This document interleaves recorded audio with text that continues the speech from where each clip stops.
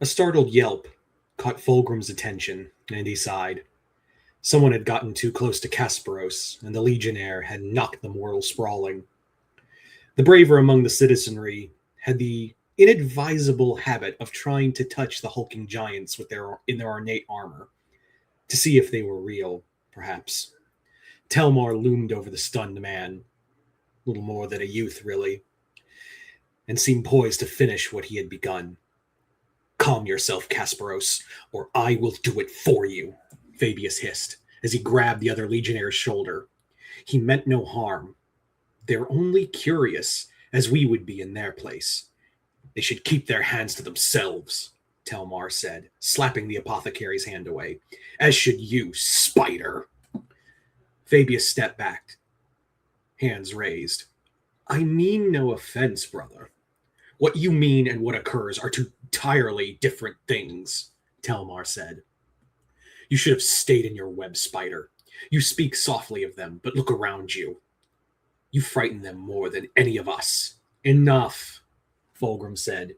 His voice was like a quiet thunder. The crowd fell silent.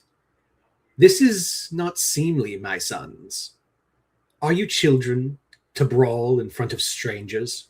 My lord, the spider. Telmar hesitated, seeing Fulgrim's expression. Apothecary Fabius has insulted my person. I would have satisfaction. His hands fell to the hilt of his sword. Fulgrim sighed. And how has he insulted you? By comparing us to these primitives, Telmar said, glancing at Thorn, who nodded. Fulgrim frowned. And why should he not? Fulgrim looked around, noting the mood of the crowd. They were on the cusp of flight. Telmar's sudden burst of violence had frightened them, shaken them to their very cores. Stories would spread, flying through the city. And from there, the rest of the continent. Awe would turn to fear, fear into resentment, and resistance from that resentment. He has seen the same story repeated ad nauseum on a dozen worlds. Fulgrim had always preferred love to fear. Love was stronger. Fear could not be conquered. But love, never.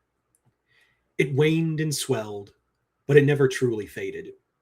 He made himself loved on Chemos, and he would do the same here. The Primarch sank to one knee and reached down to help Telmar's victim to his feet. The man stared at him, mingled in fright and awe, his mouth working soundlessly. Fulgrim smiled and stood. I came from nothing, he said, fixing his sons with a steady gaze. I squabbled in the quarry pits, down in the deepest mines, carrying buckets on my shoulders because the ascender blew a gasket, he said.